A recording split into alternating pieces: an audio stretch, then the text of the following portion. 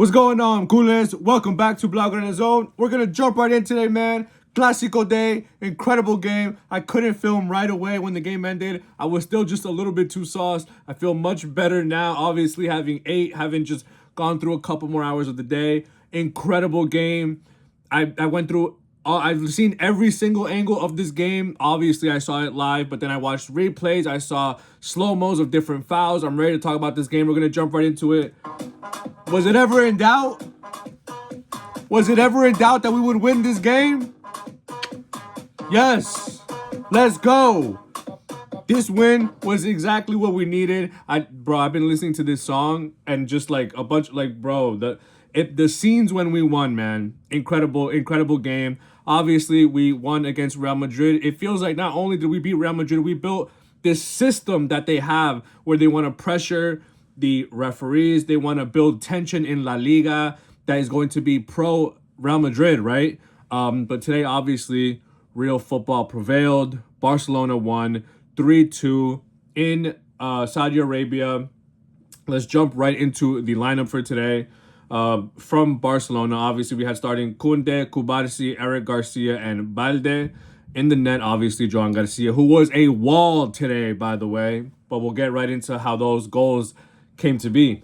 In the midfield, we had Fermin, Frenkie, and Pedri. I think this is our strongest midfield that we can start when everyone's healthy, right?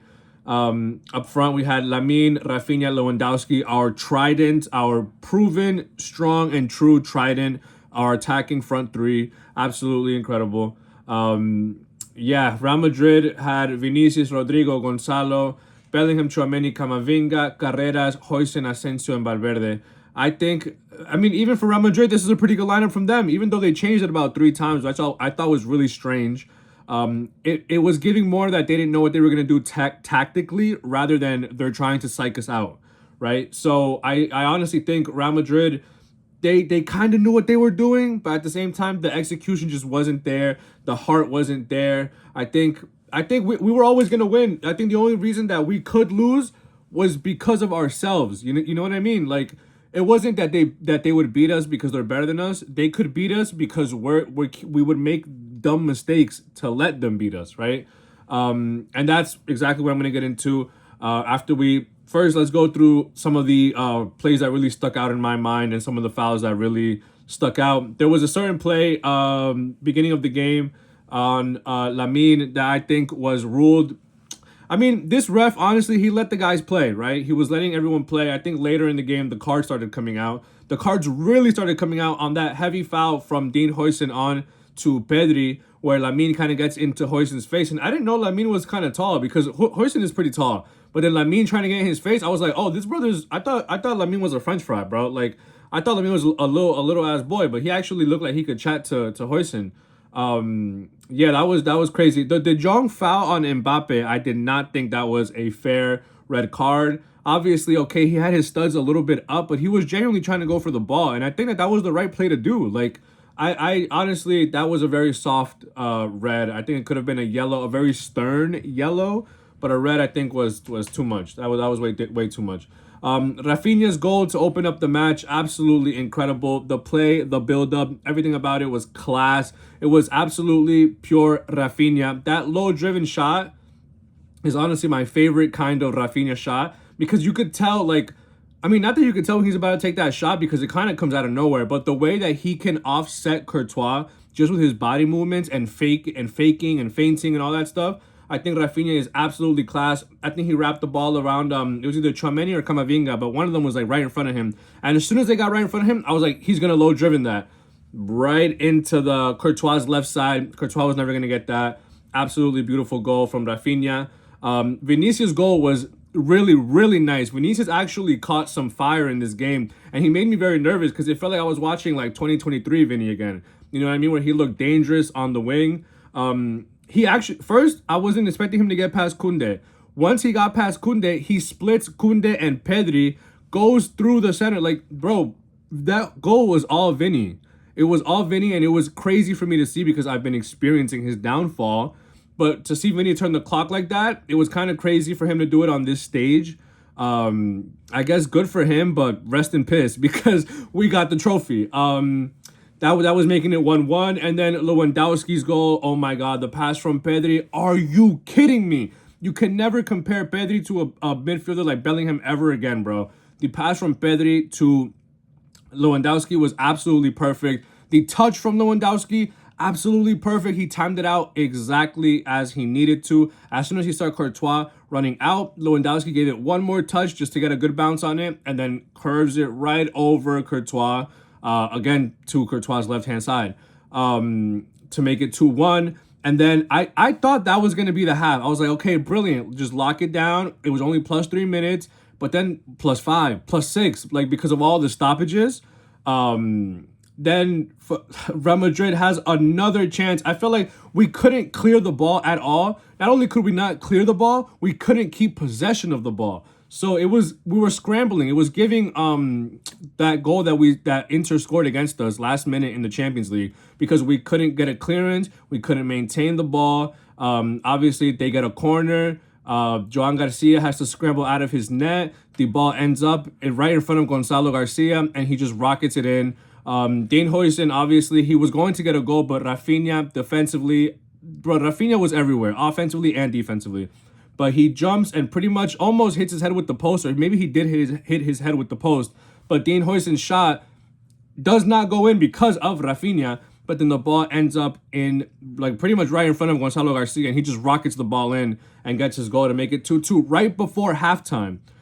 Which honestly, it just drove my anxiety through the roof, because I was like, bro, 2-2 at half, and we've been playing good, and we have 70 possession to their 30, and it's 2-2. Like, my heart was ready to explode. But then around minute 70, it was a very back and forth game since halftime, right? Because 2-2, everyone goes to the locker room, hydration breaks, everyone's trying to come back out with energy. But it felt like both teams were stagnant. It was defense versus defense. It was a game of chicken, really, of like, who's going to make the first mistake? Because that first mistake is going to set off a chain reaction that will lead to a goal or a counterattack. And I mean, the way that Rafinha got his goal, I mean, it was a little bit of a scramble at first, and it looked like he fell right into when he was going to shoot his goal.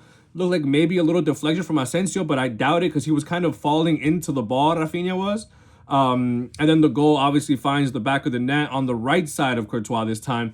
I think it was very smart of Rafinha to make it look like he was about to make the run, and then last minute kind of go to the other way and use Asensio's body as kind of a screen to allow Courtois to think he'll go to his left, and Rafinha shoots it to the Courtois' right side. Beautiful goal, beautiful celebration. Obviously, Rafinha, super iconic for his celebration. But like those two goals that Madrid scored against us, I am going to equate that to Koundé's mistake, one.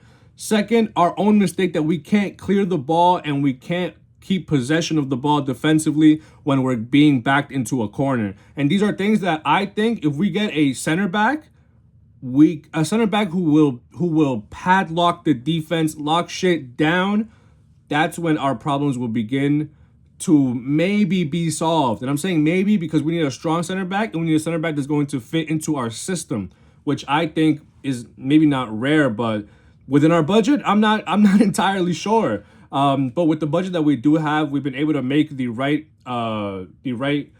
purchases, I guess, in the offseason, and the right financial moves to have a Rooney Bargi, to have a Marcus Rashford, who also had minutes today in this game. Marcus Rashford did. And he had a chance late in the game, bro, and it was just so garbage, man. Because he showed his technical ability by getting past the defense and making a deep run. But then, bro, one-on-one with Courtois, this brother sends it wide left. One-on-one with Courtois, bro. I know if Lamine had that by himself, he would have rocketed that top bins, left side, easy, with a finesse shot, no questions about it. But Rashford, we need to depend on you more, because Rashford could have made that 4-2, and then this game is put to bed. But since he didn't make that, it allowed for Real Madrid to go on the counterattack, and Carreras had the ball pretty much right in front of Joan Garcia, and he hits it right to Joan. Thankfully, Alvaro Carreras didn't have the wherewithal to make a good shot, or he just sucks.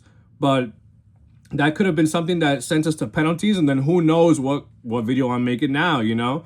But yeah, we need Rashford to be just sharper in those moments. Other than that, I think he had a pretty solid game himself. Our subs were also, we had Araujo come back in. Welcome back, Araujo. Even though it was maybe for the last 10-15 minutes, still good defense. We needed it, right? We need Araujo to be a big body, a big presence. We need him to be imposing in the defense. Dani Olmo came in. He made a cameo. Pretty good performance from him as well. Ferran Torres came in. Lewandowski was honestly pissing me off up until he made that goal. Because I was like, bro, like the way you're getting bodied is kind of crazy right now just because last season you were so great. But I mean, old age, right? You got to kind of be very graceful with a GOAT such as Lewandowski. But he got his goal in and honestly he helped us get the win. I can't be mad at him. But I think Ferran Torres also did some good minutes up in that position. I think all around good game from our guys. That red card was just so dumb, but I'm glad like it doesn't carry over to something else. Maybe like for the next one, I have no idea.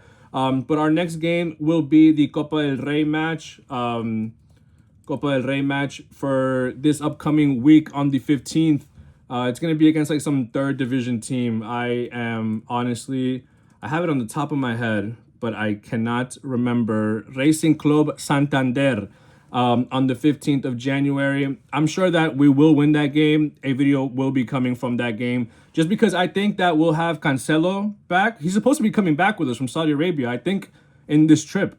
So hopefully we'll have him back because Koundé, that goal that you let go in was absolutely atrocious. I promise you, if Cancelo was on the right side, I don't think Vinicius would have made that run or that goal. And we could have been pummeling Real Madrid much crazier than we actually did, right? I want to know what your guys' takes are on this game. Let me know who your man of the match was. Obviously, it was Rafinha, and I think it has to be unanimously Rafinha, bro. He comes back in El Clasico and drops 2 banger goals after all the shit that Madrid was talking to him in the last Clasico when he was on the bench. Now he does his talking on the pitch. So you know what, Jude? Talk is cheap. You know what I'm saying? VISCA Barça.